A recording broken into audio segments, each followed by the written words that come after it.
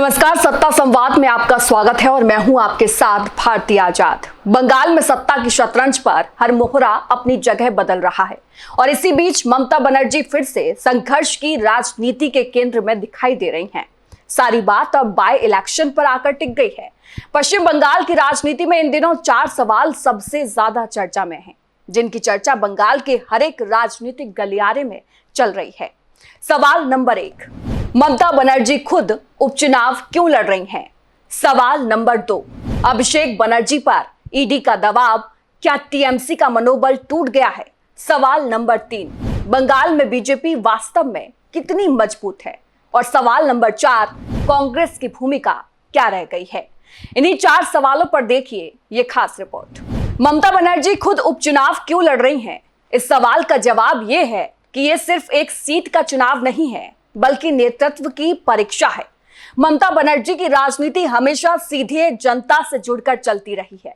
ऐसे में उपचुनाव लड़कर वह 3 संदेश देना चाहती हैं। पार्टी पर उनकी पकड़ अब भी मजबूत है, विपक्ष और बागी नेताओं को जवाब देना, कार्यकर्ताओं का मनोबल बनाए रखना। राजनीति में कई बार चुनाव जीतने से ज्यादा महत्वपूर्ण ये दिखाना होता है कि नेता मैदान छोड़कर नहीं भाग रहा। ममता का उपचुनाव लड़ना उसी रणनीति का हिस्सा माना जा रहा है।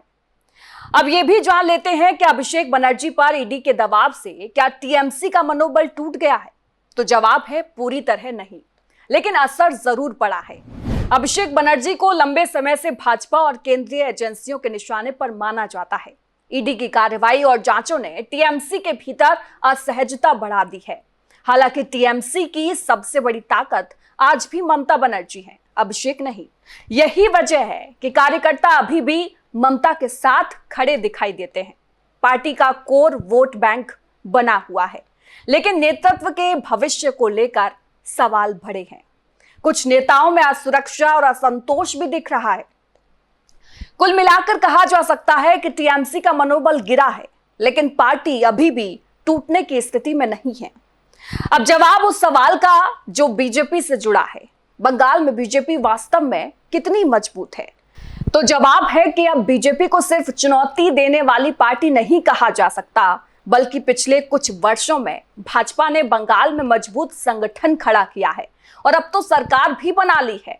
उसकी ताकतों की बात करें तो उत्तर बंगाल में मजबूत पकड़, शहरी वोटरों में प्रभाव, हिंदू ध्रुवीकरण की राजनीति, केंद्र सरकार की योजनाओं का प्रचार जैसी तमाम बातें दिखाई देती हैं। लेकिन चुनौतियां भी हैं, जैसे स्थानीय नेतृत्व में एकजुटता की कमी, बंगाल अस्मिता के मुद्दे पर टीएमसी की बढ़त, मुस्लिम वोटों में लगभग कोई आधार नहीं। सच्चाई यह है कि आज बंगाल की राजनीति 2 ध्रुवों में बटी हुई है, टीएमसी बनाम बीजेपी।